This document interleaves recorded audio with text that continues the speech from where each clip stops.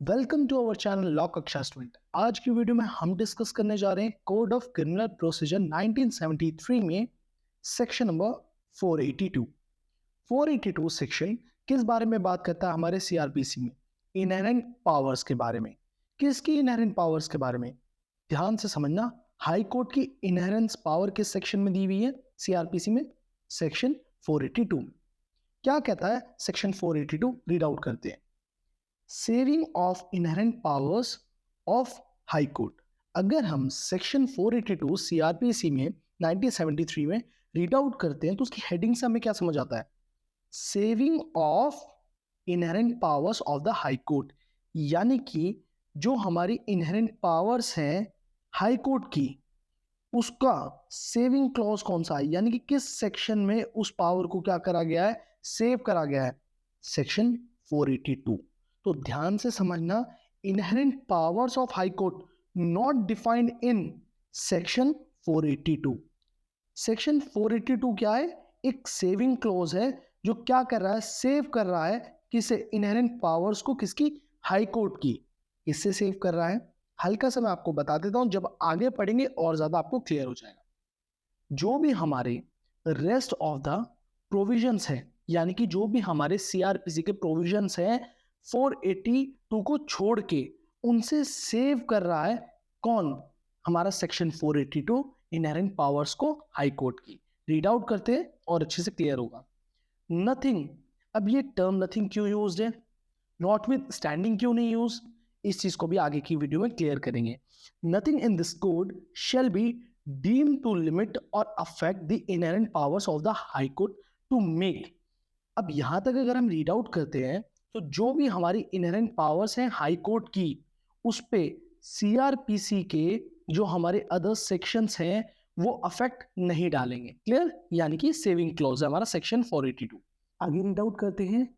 High court to make such orders as may be necessary to give effect to any order under this code, यानी कि कोई भी order pass करा गया court के द्वारा। क्लियर? अब इस ऑर्डर को अफेक्ट में लाने के लिए हाई कोर्ट के पास क्या है? इनहेरेंट पावर है। वो दूसरा ऑर्डर क्या कर सकती है? पास कर सकती है। क्लियर? अब इसे और एक अच्छे एग्जांपल से समझते हैं। Let's suppose under CrPC order number 1 पास कर दिया गया कोर्ट के द्वारा। क्लियर? अब इस ऑर्डर को अफेक्ट में लाने के लिए हाई कोर्ट के पास क्या इनहेरेंट पावर है? इस ऑर्डर को किस चीज के लिए? अफेक्ट में लाने के लिए इनहेरेंट पावर है हाई कोर्ट के पास कि वो ऑर्डर नंबर 2 को क्या कर सकती है? पास कर सकती है। Clear? Come to the second, और to prevent abuse of process of any court, यानी कि किसी भी कोर्ट की प्रोसेस में क्या हो रहा है? अब्यूज हो रहा है, उसे प्रिवेंट करने के लिए हाई कोर्ट के पास क्या है? इनहेरेंट पावर है। वो क्या कर सकती है? ऑर्डर पास कर सकती है। क्लियर? थर्ड वन, और otherwise to secure the ends of justice. ये जो थर्ड पॉइंट है, secure the ends of justice, ये बहुत ज्यादा वाइड है। वाइड मतलब क्या है? इस पॉइंट में हाई कोर्ट के पास क्या है? बहुत ज्यादा पावर है कि जस्टिस के लिए, एंड्स ऑफ जस्टिस मतलब किसी भी केस में, किसी भी सर्कमस्टांसिस में जस्टिस के लिए हाई कोर्ट क्या कर सकती है? पास कर सकती है orders. Clear? From the language of section 482 it is clear that high court already have inherent powers in them। अगर हम लैंग्वेज की बात करते हैं सेक्शन 482 की, तो वहां से क्लियर हो रहा है क्या? कि हाई कोर्ट के पास इनहेरेंट पावर्स तो हैं, और सेक्शन 482 का रोल क्या है? कि वो इनहेरेंट पावर्स को हाई कोर्ट की सेव कर रहा है। Clear? Rest of the provision of CrPC and the fact that so many express provisions enumerated in the code of criminal procedure does not adversely affect or limit the inherent powers of the high court की section 482 का role क्या है? कि कोई भी others हमारे जो provisions हैं सीआरपीसी के, वो अफेक्ट ना डालें, लिमिट ना करें किसे? इनहेरेंट पावर्स को। किसकी? हाई कोर्ट की। Clear? Come to the next slide. circumstances in which inherent powers of the high court can be exercised। अब किस सर्कमस्टांसेस में जो इनहेरेंट पावर्स हैं हाई कोर्ट की, उन्हें एक्सरसाइज करा जाता है? 3 सर्कमस्टांसेस पे। अभी तीनों सर्कमस्टांसेस हमने डिस्कस करे, वही हमने क्या कर रखा है? एक स्प्लिट तरीके से एक अलग अलग पॉइंट्स में करके दिखा रखा है। कौन कौन से सर्कमस्टांसेस हैं? कोई भी ऑर्डर पास करा गया है किसी भी कोर्ट के द्वारा, उसे अफेक्ट में लाने के लिए अदर ऑर्डर पास कर सकती है हाई कोर्ट। हाई कोर्ट की क्या है, इनहेरेंट पावर है to prevent abuse of process of any court. किसी भी कोर्ट की प्रोसेस में का क्या करा जा रहा है, अब्यूज करा जा रहा है, उस चीज को प्रिवेंट करने के लिए हाई कोर्ट इनहेरेंट पावर का यूज कर सकती है। To secure the ends of justice, justice के लिए हाई कोर्ट क्या कर सकती है, इनहेरेंट पावर का यूज कर सकती है। Clear? This power can be exercised by the high court suo motu. अब ये सुओ मोटो का मतलब क्या होता है, means formal application for invoking this provision is not always necessary. यानी कि सेक्शन 482 की एप्लीकेशन लगाने की हर जगह जरूरत नहीं है। यानी कि कोर्ट सुओ मोटो खुद से भी कोर्ट क्या कर सकती है, इस पावर को यूज कर सकती है। एक स्पेशल एप्लीकेशन लगाना जरूरी नहीं है, नेसेसरी नहीं है। Clear? Come to the next. अब बात आती है, जैसा मैंने आपको बताया था, कई बार क्वेश्चन पूछा जाता है कि सेक्शन 482 जो किस बारे में बात करता है, saving of the inherent powers of the high court. वहां की स्टार्टिंग यानी कि उस सेक्शन की स्टार्टिंग की अगर बात करते हैं हम, तो नथिंग से होती है, नॉट विद स्टैंडिंग से क्यों नहीं होती? Why the word nothing has been used and not withstanding in section 482? Section 482 में सीआरपीसी में नथिंग टर्म क्यों यूज करी गई है, नॉट विद स्टैंडिंग टर्म क्यों नहीं यूज करी गई? Notwithstanding is use where there is a conflict between the two provision. अगर हम बात करते हैं टर्म की नॉट विद स्टैंडिंग की, तो वो टर्म किस जगह यूज करी जाती है, जहां पे क्या होता है, कंफ्लिक्ट होता है दो प्रोविजंस के बीच में। Notwithstanding is used to give an overriding effect to one over the other. Notwithstanding अगर टर्म बात करते हैं तो कुछ प्रोविजंस के ऊपर अगर अनदर प्रोविजन का क्या होता है, ओवरराइडिंग इफेक्ट देना होता है एक प्रोविजन के ऊपर दूसरे प्रोविजन का, तब नॉटविथस्टैंडिंग टर्म को यूज करा जाता है। But the inherent powers and the rest of the provisions are not in conflict with each other. अगर हम बात करते हैं रेस्ट ऑफ द प्रोविजंस जो हैं हमारे सीआरपीसी के, वो कन्फ्लिक्ट में हमारे इनहेरेंट पावर के नहीं। बट तब भी ये क्या कहा है कि हम अगर कोई भी ऐसे सर्कमस्टांसेस होते हैं, कोई भी ऐसा सेक्शन होता है जो क्या करता है, अफेक्ट करता है इनहेरेंट पावर को, इसलिए ही सेक्शन 482 डाला गया है, जिससे हमारी इनहेरेंट पावर जो हाई कोर्ट की है वो अफेक्ट ना हो, लिमिट ना हो। यहाँ पे जो हमारे अदर प्रोविजंस हैं, रेस्ट ऑफ द प्रोविजंस हैं इसके सीआरपीसी के, रेस्ट ऑफ द प्रोविजंस जो सीआरपीसी के हैं वो कंफ्लिक्ट में नहीं है, किसके, इनहेरेंट पावर्स के। बट सेक्शन 482 तब भी क्यों डाला गया? इट्स अ सेविंग क्लॉज, कि अगर कोई प्रोविजन क्या करता है, अफेक्ट करता है किसे, इनहेरेंट पावर्स को हाई कोर्ट की, तो क्या कर सके, अफेक्ट ना कर सके। क्लियर? नथिंग टर्म ही यूज करी जाती किसमें, सेविंग क्लॉज में। When two laws are complementary to each other, जहां पे दो लॉ क्या होते हैं, कॉम्प्लीमेंट्री होते हैं एक दूसरे के, तो वहां पे टर्म यूज करी जाती है नथिंग। जब कंफ्लिक्ट में होते हैं दो प्रोविजन, जहां पे एक प्रोविजन को क्या दिया जाता है, ओवरराइडिंग अफेक्ट दिया जाता है, यानी कि एक को दूसरे के ऊपर ओवरराइडिंग अफेक्ट दिया जाता है, तो वहां पे कौन सी टर्म यूज होती है, नॉटविथस्टैंडिंग। और जहां पे जो दो लॉज हैं, दो प्रोविजंस मान लीजिए, जैसे rest of the provision and section, हमारे इनहेरेंट पावर्स दोनों ही क्या है, कॉम्प्लीमेंट्री एक दूसरे के लॉस, तो तभी इसी वजह से हमारे सेक्शन 482 में नथिंग टर्म का क्या करा गया, यूज करा गया। अब देखिए ये तीन मैगजीन्स हैं, बहुत इंपॉर्टेंट मैगजीन्स हैं, कई बार एग्जाम में पूछी जाती हैं। इस मैगजीन को मैं प्रोनाउंस नहीं करूंगा, मे बी ऐसा हो सकता है मैं इसे गलत प्रोनाउंस करूं। तो मैगजीन नंबर 1 जिसका मीनिंग क्या है, in the interest of justice. अब जो सेकंड मैगजीन है काफी बड़ी है, देखिए इस मैगजीन को याद करने की जरूरत नहीं है, बट इसका मीनिंग आपको पता होना चाहिए। क्या है मीनिंग के लिए, come to the next slide. Meaning क्या था सेकंड मैगजीन का, where law gives something to any person it will also gives him that without which that things can not be exist. अगर हम बात करते हैं लॉ आपको कुछ चीज प्रोवाइड कर रहा है, तो ऐसी कोई चीज नहीं होगी, लॉ उसके साथ क्या करेगा, आपको पावर भी देगा कि आप उस चीज को कर सको। Clear?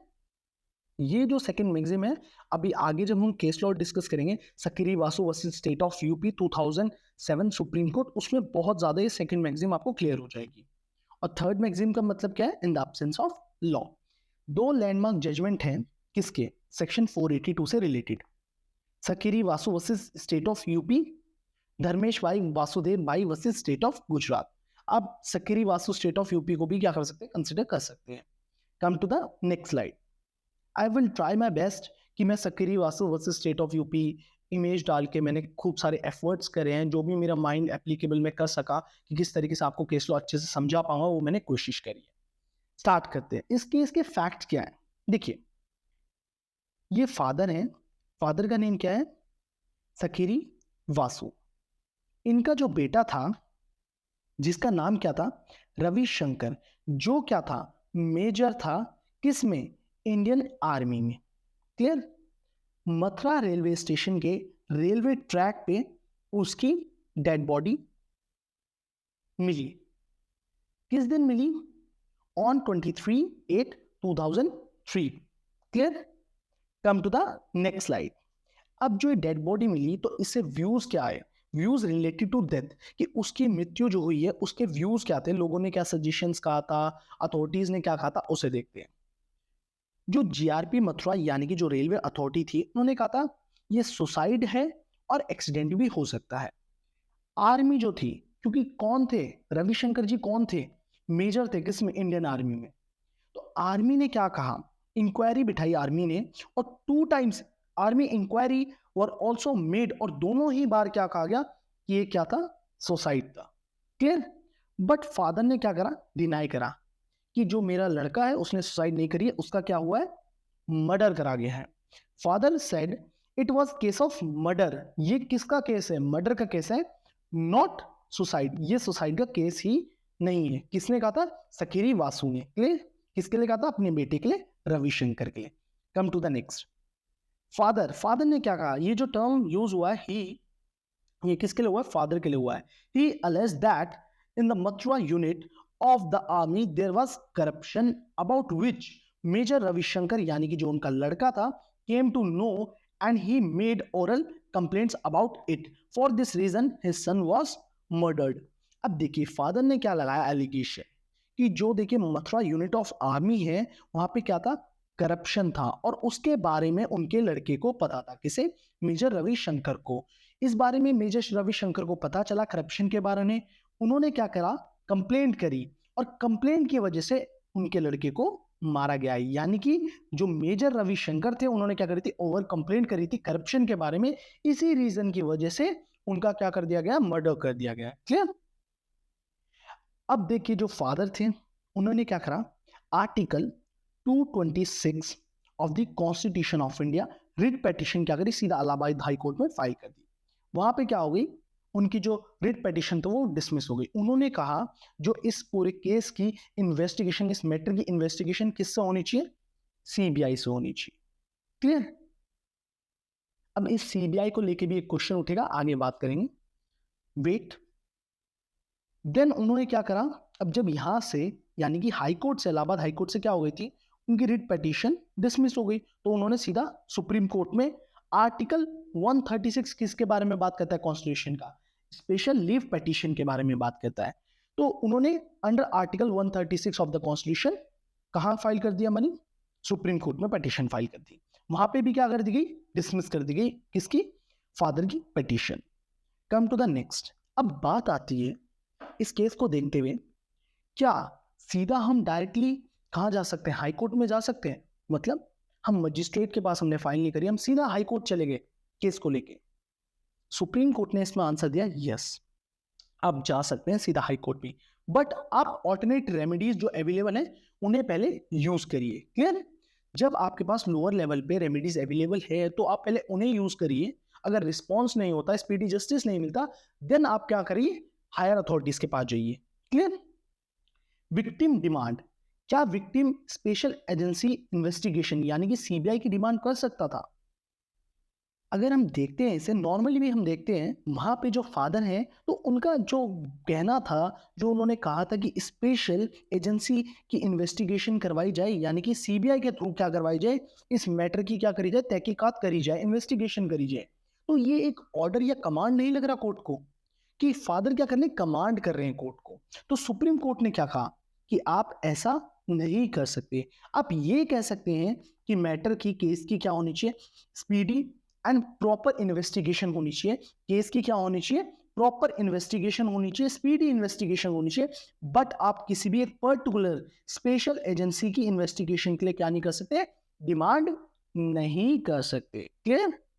Magistrate under section 156 subsection 3 special agency investigation CBI question mark means जो मजिस्ट्रेट है उसके पास under section 156 subsection 3 of CrPC 1973 वो क्या स्पेशल एजेंसी को इन्वेस्टिगेशन के लिए क्या कर सकता है, कह सकता है कि यानी कि कोई भी मैटर है वो क्या कर सकता है, सीबीआई को, स्पेशल एजेंसी को इन्वेस्टिगेशन के लिए क्या कह सकता है कि इस मैटर की तहकीकात अब सीबीआई करेगी।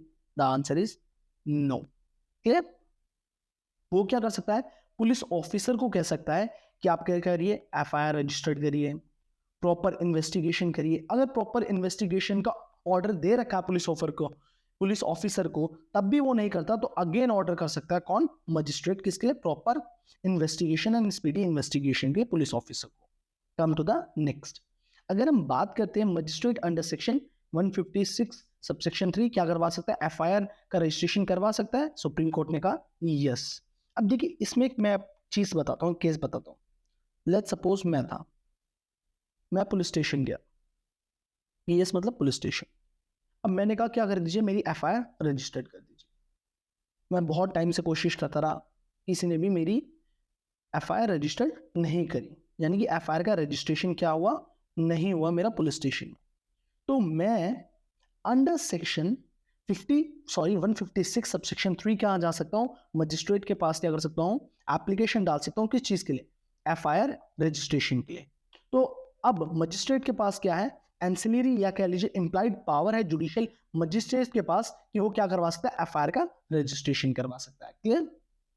और क्या पावर है, magistrate under section 156 subsection 3 reopening of the case after final report री investigation.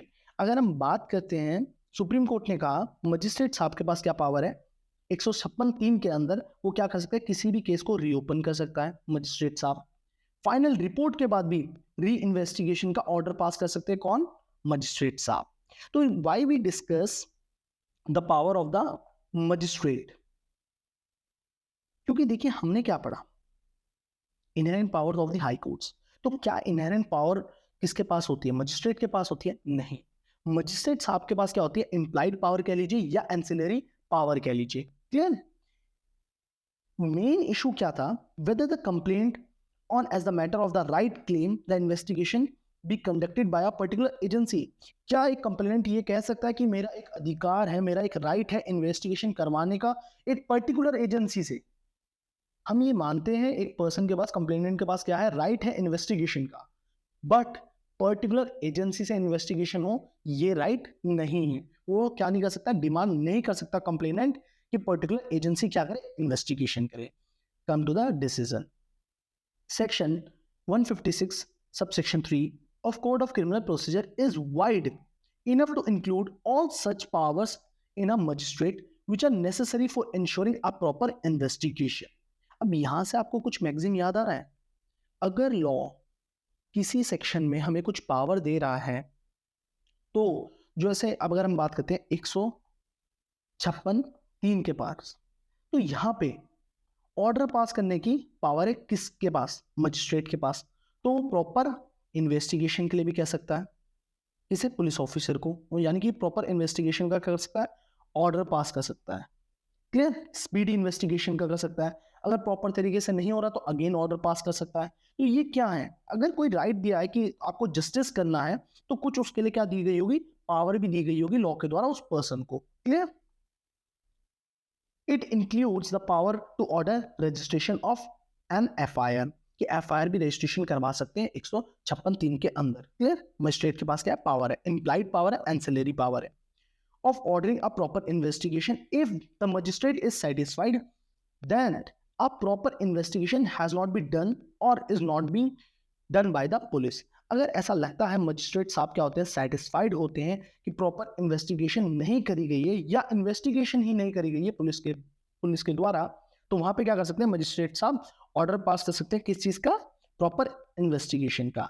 Section 156(3) Code of Criminal Procedure will include all such incidental power यानी कि ancillary power of the magistrate के बारे में बात करी गई है 156(3) में सीआरपीसी में। Clear? As are necessary for ensuring a proper investigation। Hopefully आप सभी को सेक्शन 482 सीआरपीसी का समझ आया हो। Saving of inherent powers of the high court, Sakri Vasu versus state of Uttar Pradesh 2007 supreme court का केस में जिस तरीके से मैं बता सकता था, जितनी भी मैं कोशिश कर सकता था मैंने कोशिश की है। अगर वीडियो अच्छी लगती है, कंटेंट अच्छा लगता है, एफर्ट्स दिखते हैं, तो प्लीज इस चैनल को ज़्यादा से ज़्यादा सपोर्ट करिए, ज़्यादा से ज़्यादा वीडियोस को शेयर करिए। Thank you so much for your support all of you। Thank you so much once again। Have a nice day।